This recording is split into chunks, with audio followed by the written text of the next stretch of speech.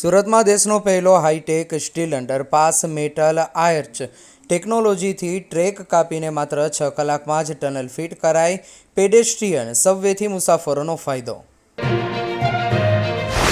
સુરત ભાવનગરમાં ધોધમાર વરસાદ, 2 સક્રિય સિસ્ટમથી 57 તાલુકામાં વરસાદ। આજે રાજ્યભરમાં હળવાથી મધ્યમ વરસાદની આગાહી। રાજકોટમાં સોફાના કારખાનામાં આગથી માલિકના જમાઈનું મોત, ટોયલેટ ગયો અને ફસાયો, ફાયર વિભાગે રેસ્ક્યુ કર્યો પણ બચાવી ન શકાયો।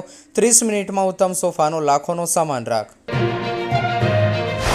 ઉત્તર ગુજરાત આતંકીઓનો ગઢ, વધુ 5 સહિત 15 દિવસમાં 13 ઝડપાયા। 8 જગ્યાએ બોમ્બ બ્લાસ્ટનું ટેસ્ટિંગ કર્યું। કાશ્મીરમાં AK-47ની ટ્રેનિંગ લીધી। ગુજરાત ATSએ પાર પાડ્યું ઓપરેશન। મેરીવાલીને ગદ્દારી કી, અધુરાશાહી પર પ્યાર था। વડોદરામાં ગોળી મારી 22 વર્ષીય યુવકનો આપઘાતનો પ્રયાસ। લામડાપુરા કેનાલ પાસે કણસતો મળ્યો, ICUમાં દાખલ। અમદાવાદમાં કોંગ્રેસ કોર્પોરેટરના ભત્રીજાની લુખાગીરી, પેટ્રોલ છાંટી બગી સળગાવી, ઘોડાઓનું સ્થાનિકો દ્વારા રેસ્ક્યુ, તલવારથી હુમલો કરી ધમકી આપ્યાનો આક્ષેપ। નાગરિકોએ 7.28 કરોડનું વળતર મેળવ્યું। મનપાની વેરા વળતર યોજના 1.39 લાખ લોકોએ લાભ લીધો।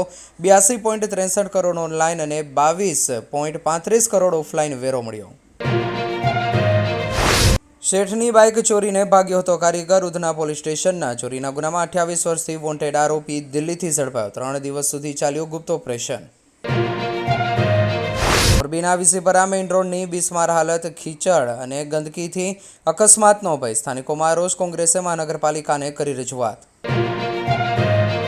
સુરત સિવિલ હોસ્પિટલની બિલ્ડિંગોમાં આધુનિક EPBX કમ્યુનિકેશન સિસ્ટમ લગાવાઈ। ડોક્ટરો અને નર્સિંગ સ્ટાફ વચ્ચે આંતરિક સંદેશ વ્યવહારથી સારવારમાં થતો વિલંબ અટકાવી શકાશે।